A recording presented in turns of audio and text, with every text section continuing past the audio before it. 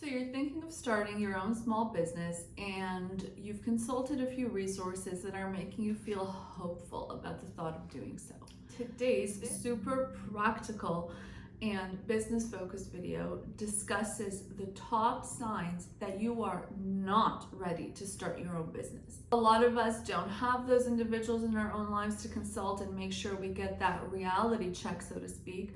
And so today's video aims to be that for you, a reality check that of course is founded based on being practical as a business owner and is not meant to deter you from starting your own business in any way, but just aims to make sure that you really are ready for this next chapter of your professional and personal life. For those of you that are new to the channel, my name is Pam Matani. I'm a business lawyer of many years and the founder of my own law firm, Graphene Business Law, a law firm in Ontario, Canada, where we work exclusively with business owners and entrepreneurs. And we work with you virtually so you can be anywhere in the province and still be able to receive our help and our legal services. If you're new to our YouTube channel, please go ahead and click like on this video, and of course, click subscribe to the channel. You subscribing helps the algorithm a lot, and the vast majority of you guys are not yet subscribed to our channel. So be a good one and click subscribe. As I mentioned earlier in the video, today we'll be discussing signs that you're actually not ready to start your own business. And this video is inspired by my uber sense of pragmatism and being practical as a business owner myself, and then a business lawyer on top of it. It's inspired B by what I've seen in real life with all sorts of clients that walk through our doors, and C, if you will, it's inspired in part by a study that is in no way new, but a study that if you believe in horoscopes, it's okay if you do, it's okay if you don't, that's not the point of this video.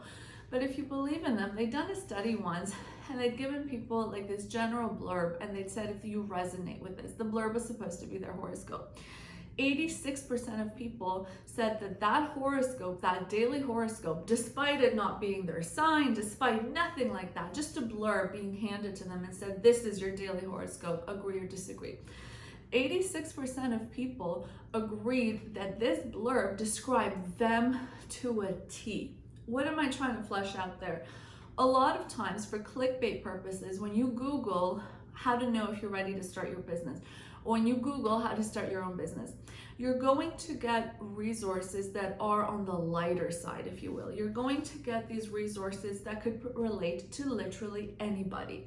And while that might be helpful for providing you with an overview of what might be required to start your own business, I don't think it goes all the way in having that real talk with you of, hey, but no, like these things about starting your business are really important. And if you're not there, it could cost you big.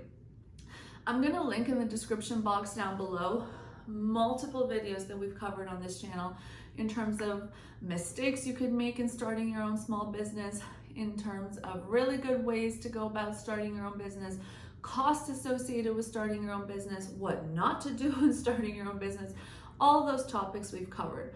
But for now, this video is signs that you are not yet ready to start your own small business. Let's get into it so that next time you Google that, you get concrete results. And like I mentioned, from a business lawyer. Many business owners that have started their own successful businesses are lucky enough to have gone through these steps themselves. However, I have not only that, but the privilege of being able to see all the stories of my clients that I've accrued over time. So the first sign to me as a business lawyer and a business owner that you're not ready to start your own business is that you don't have financial aptitude. In other words, your financial skills, financial literacy skills are very low. So that's going to put you at risk of making bad decisions when it comes to business financing, to taking out loans, to not understanding what bills have to be paid and what order they have to be paid, to not truly understanding how much you have to sell, to not understanding margins on your purchase orders, for example, to not understanding the dollar signs that come with running that business. And here you might have heard, well, you don't need to be everything in a small business, and of course you can't be.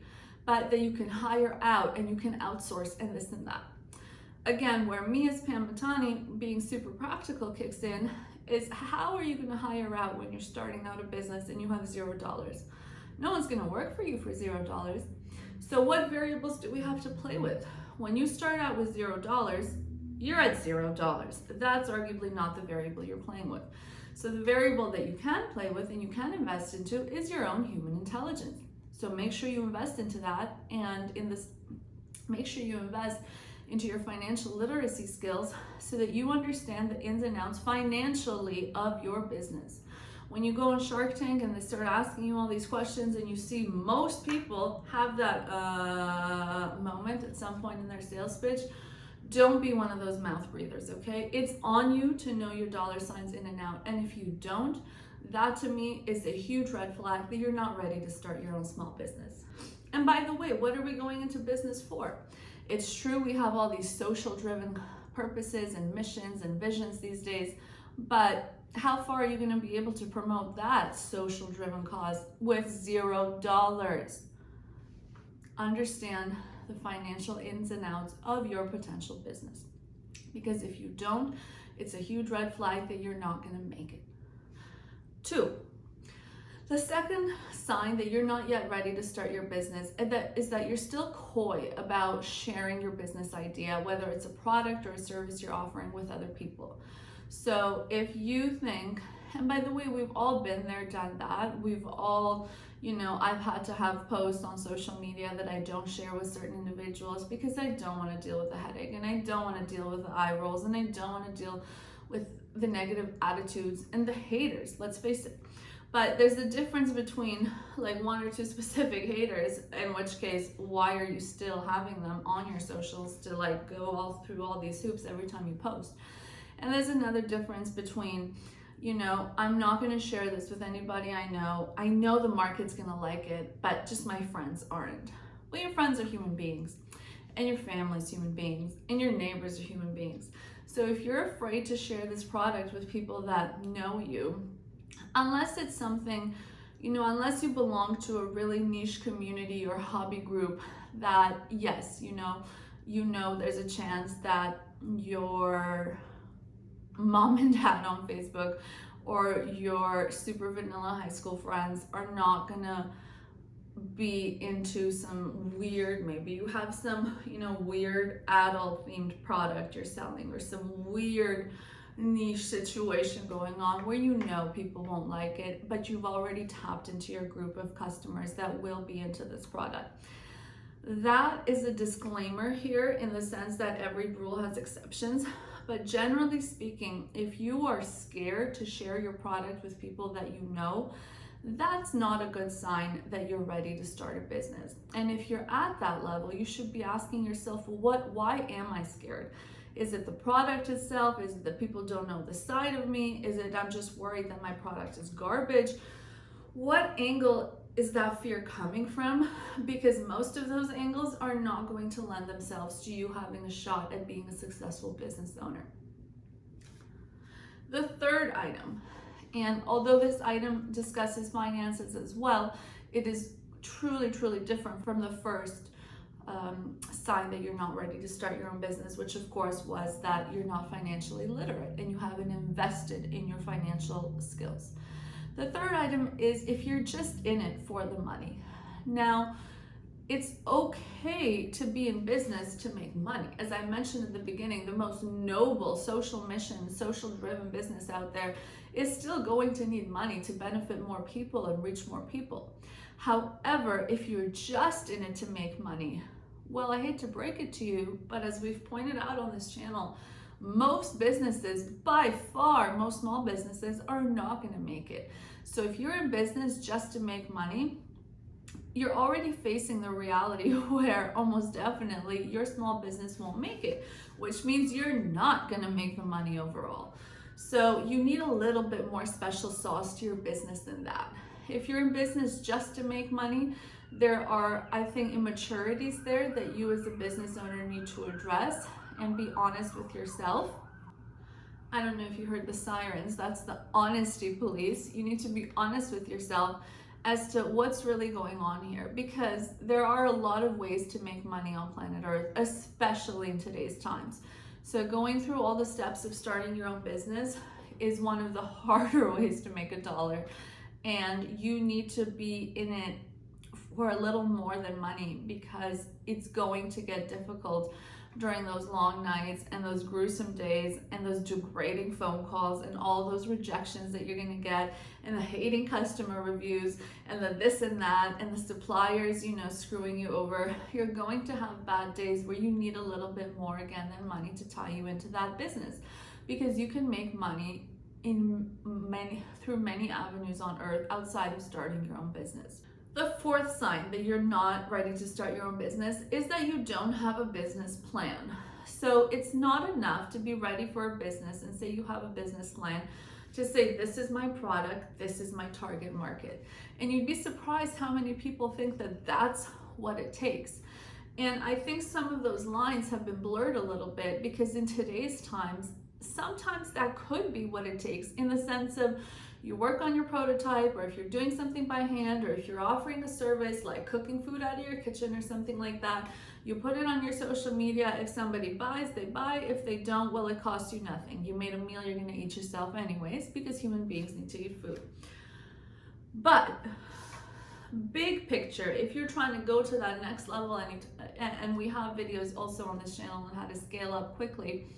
If you're trying to go to that next level, you need to understand what this level is all about. What's the business plan here? What parties are involved? How much does each unit cost? Where are you storing it? Who's packaging it? What are the mail out times? Who's doing the socials? Who's doing the finances? Who's ensuring more grants so that your business keeps on growing? Who's being careful of the loans? Who's hiring staff? Do you need staff? What's the return on benefit of each hour that a staff member is working for you versus you working for yourself? Who is taking care of those details of business? What geographies are you targeting? You know, is this a New York business? Is this an Alabama business? What do those details look like that you've tested? Because you should have tested them. And again, in today's times, it costs close to nothing to market something in different geographies, for example, and say, oh, we're noticing this is more of a big city thing as opposed to a small town thing, things like that. Some of the factors that go into making a business plan, you could figure them out really easily and play around with just a few dollars in today's times. So all the more reason that if you don't have a business plan, that's a big red flag and a sign that you're not ready to have your own business. The fifth indicia that I'll put in this video, again, there could be 50 of them, but I'm just trying to keep it short and digestible so that when you're looking for, you know, signs you're not ready to start your own business yet, and this video comes up, it is something that's helpful to you and digestible. The fifth item, not the last in the list of life, but the last for the purpose of a 10-15 minute video, is going to be that you're not really sure what your competitors do and what gives them a special sauce. If you're in an industry where you have competitors, which most industries will be, those competitors have definitionally been there longer than you. If you're looking at them as you're about to enter this industry and they're already there and they're successful enough for them to be popping up on the internet when you're searching for them. What is your competitor's special sauce? Because if you don't understand that, A, how are you going to beat something you don't understand? But B, understanding your competitor's special sauce and business plan and model and financing and things like that will help you do a better job of your business as well. You can sort of copy and paste a little bit with some tweaks, and that could be a good place to start your own business plans. See what the guy next door is doing so well that he's been in business for, however many years and is desired by however many clients. So not having a good understanding of your competitors, especially again in today's world where this information is so easily accessible. And I want to be clear, I'm not talking about, that special sauce secret that your competitor sleeps with every night tucked into his underwear. Like, we're not trying to go that deep in trying to understand our competitors. But overall, marketing strategies. When you go on your competitor's page, are they using fantasy and whimsy to sell, or are they super serious? Or do they have some dry humor to them? Are they going for the young demographic? And you can tell that. You can tell that, in the color schemes they're using. You can tell that in the people that are commenting on their photos. Or are they going for a more mature demographic? Is your competitor targeting city life folk? Is he targeting town folk? Like, you can tell all of these things. How many times a year do they launch? What are their launches? Is it substantially new products? Or are they just tweaking the same formula to success time and time again? Where does your competitor source their products? That's something you could probably figure out with a few phone calls and with some Google searches, and that'll help you. You know, if they're going there, there's a reason they could be going there. So looking into your competitor and understanding them really well. You should understand the ins and outs of your competitor almost as well as you understand your own ins and outs. And if you don't, it's a red flag for many reasons. It could be because you're so ignorant and so arrogant that you don't think it's worth getting to know your competitor, because you over here with zero sales are going to blow them out of the water. Or it could be because you don't know how to look into these things. But again, I just gave you 10 things to look at in terms of what's your competitor doing. Their pricing strategies, like these are all obvious free things you can look for online. But which adds all the more reason that if you're not taking the time to look at this free, publicly accessible information, you might not be ready to start a small business. And that's okay, because the takeaway from this video is not you're not ready, fold over and cry. It's you might not be ready today, you could be ready 2 weeks from now. Make a few phone calls, do some research, take some free online courses on a platform like Coursera that no, I am not affiliated with, but yes, I've benefited from taking courses there myself in the past. Free courses from accredited institutions, including Harvard and Yale University. Free from real professors that people would otherwise pay to listen and learn from. So not being ready today, acknowledging that, depending on where you're at on that spectrum, could be the best thing you do to acknowledge that. And then you come kicking 2 weeks from now and you start the next best thing, okay? So this video, in, you know, I want to say typical Pam sense in a way of being so uber realistic and practical, is meant to do one thing only at the end of the day, and that is motivate you to be a better you, a smarter you, a sharper you, and so that when you're ready, you come with no excuses and you come correct. If you've enjoyed watching this video, please let us know in the comments down below. We do have a little bit of a community here at Graphene. We're almost at 2,000 subscribers, and of course, wanting to hear from you guys. If you think I missed something in terms of what signs you're not ready for starting your own business, if there's something you've encountered personally that you felt, man, I wish someone had told me that, please share in the comments down below. One of the best ways to learn is through communicating and growing with each other. And otherwise, if you're a business owner or entrepreneur in the province of Ontario, Canada, looking to launch your own business and wanting clarity on some of these items, or wanting clarity on the legal incorporations and foundations of your business, our website is graphenebusinesslaw.ca, and our welcome email is info@graphenebusinesslaw.ca. You can contact us anytime. Otherwise, make sure again you like this video and click subscribe down below, and thank you for watching.